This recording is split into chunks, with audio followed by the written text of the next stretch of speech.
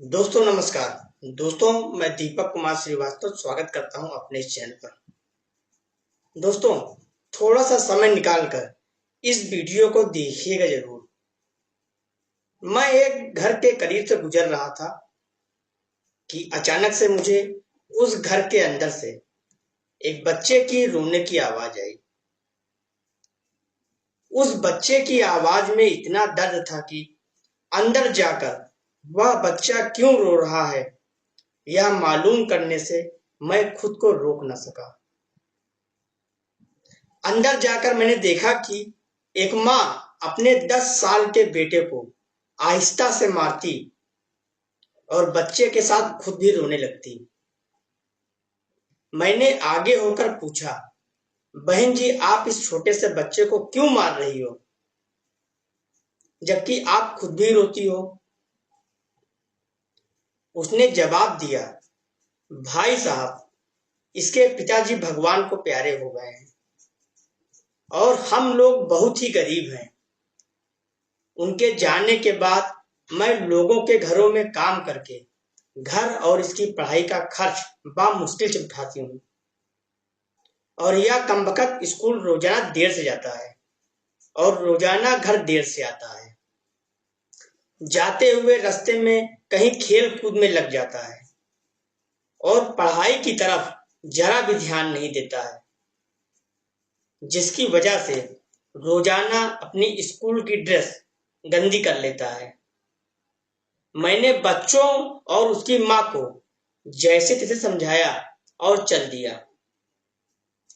इस घटना को कुछ दिन ही बीते थे कि एक दिन सुबह सुबह कुछ काम से मैं सब्जी मंडी गया तो अचानक मेरी नजर उस 10 साल के बच्चे पर पड़ी जो रोजाना घर से मार खाता था।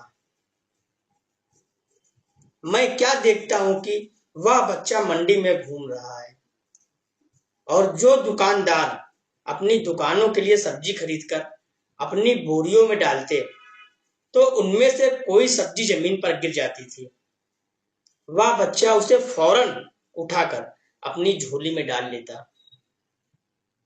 मैं यह नजारा देखकर परेशानी में सोच रहा था कि ये चक्कर क्या है।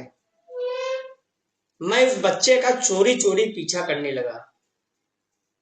जब उसकी झोली सब्जी से भर गई तो वह सड़क के किनारे बैठकर उसे ऊंची ऊंची आवाजें लगाकर वह सब्जी बेचने लगा। मुंह पर मिट्टी, गंदी ड्रेस और आंखों में नमी। ऐसा महसूस हो रहा था कि ऐसा दुकानदार जिंदगी में मैं पहली बार देख रहा हूं। अचानक एक आदमी अपनी दुकान से उठा जिसकी दुकान के सामने उस बच्चे ने अपनी नन्ही सी दुकान लगाई थी। उसने आते ही एक जोरदार लात मारकर उस नन्ही दुकान को एक ही झटके में रोड पर बिखेर दिया और बाजुओं से पकड़कर उस बच्चे को भी उठाकर धक्का दे दिया। वह बच्चा आंखों में आंसू लिए चुपचाप दोबारा अपनी सब्जी को इकट्ठा करने लगा और थोड़ी देर बाद अपनी सब्जी एक दूसरे दुकान के सामने डरते डरते लगा ली। भला हो उस शख्स का जिसकी दुकान के सामने इस बार उसने अपनी नन्ही दुकान लगाई। उस शख्स ने बच्चे को कुछ नहीं कहा। थोड़ी सी सब्जी थी, ऊपर से बाकी दुकानों से कम कीमत।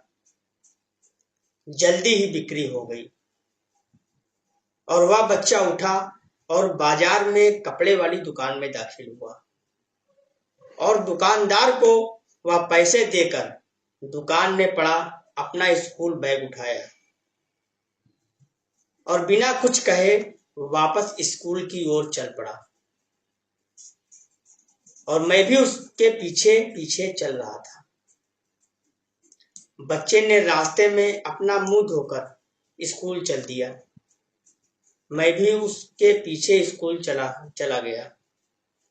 जब वह बच्चा स्कूल गया तो 1 घंटा लेट हो चुका था, जिस पर उसके टीचर ने डंडे से उसे खूब मारा। मैंने जल्दी से जाकर टीचर को मना किया कि मासूम बच्चा है, इसे मत मारो। टीचर कहने लगे कि यह रोजाना 1-1.5 घंटे लेट से ही आता है और मैं इसे रोज सजा देता हूँ कि डर से स्कूल वक्त पर आए, और कई बार मैं इसके घर पर भी खबर दे चुका हूँ। खैर, बच्चा मार खाने के बाद क्लास में बैठकर पढ़ने लगा। मैंने उसके टीचर का मोबाइल नंबर लिया और घर की तरफ चल दिया। घर पहुंचकर एहसास हुआ कि जिस काम के लिए सब्जी मंडी गया था वह तो भूल ही गया। मासूम बच्चे ने घर आकर माँ से एक बार फिर मार खाई। सारी रात मेरा सर चकराता रहा। सुबह उठकर फौरन बच्चे के टीचर को कॉल की कि मंडी टाइम पर हर हालत में पहुंचे, और वो मान गए। सूरज निकला और बच्चे का स्कूल जाने का वक्त हुआ, और बच्चा घर से सीधा मंडी अपनी नन्ही दुकान का इंतजाम करने निकला। मैंने उसके घर जाकर उसकी माँ को कहा कि बहन जी, आप मेरे साथ चलो, मैं आपको बताता हूँ आपका बेटा स्कूल क्यों देर से जाता है। वह फौरन मेरे साथ मुंह में यह कहते हुए चल पड़ी कि आज इस लड़के की मेरे हाथों खैर नहीं, छोड़ूंगी नहीं उसे आज। मंडी में लड़के का टीचर भी आ चुका था। हम तीनों मंडी की 3 जगहों पर पोजीशन संभाल ली और उस लड़के को छुप कर देखने लगे। आज भी उसे काफी लोगों से डांट, फटकार और धक्के खाने पड़े, और आखिरकार वह लड़का अपनी सब्जी बेचकर कपड़े वाली दुकान पर चल दिया। अचानक मेरी नजर उसकी माँ पर पड़ी तो क्या देखता हूं कि वह बहुत ही दर्द भरी सिसकियां लेकर लगातार रो रही थी, और मैंने फौरन उसके टीचर की तरफ देखा तो बहुत शिद्दत से उसके आंखों से आंसू बह रहे थे। दोनों के रोने में मुझे ऐसा लग रहा था जैसे उन्होंने किसी मासूम पर बहुत जुल्म किया है, और आज उनको अपनी गलती का एहसास हो रहा है। उसकी माँ रोते रोते घर चली गई और टीचर भी सिसकियां लेते हुए स्कूल चले गए। बच्चे ने दुकानदार को पैसे दिए और आज उसको दुकानदार ने एक लेडीज सूट देते हुए कहा कि बेटा, आज सूट के सारे पैसे पूरे हो गए हैं, अपना सूट ले लो। बच्चे ने उस सूट को पकड़कर स्कूल बैग में रखा और स्कूल चला गया। आज भी वह 1 घंटा देर से था। वह सीधा टीचर के पास गया और बैग डेस्क पर रखकर मार खाने के लिए अपनी पोजीशन संभाल ली और हाथ आगे बढ़ा दिए कि टीचर डंडे से उसे मार ले। टीचर खुशी से उठा और फौरन बच्चे को गले लगा ली।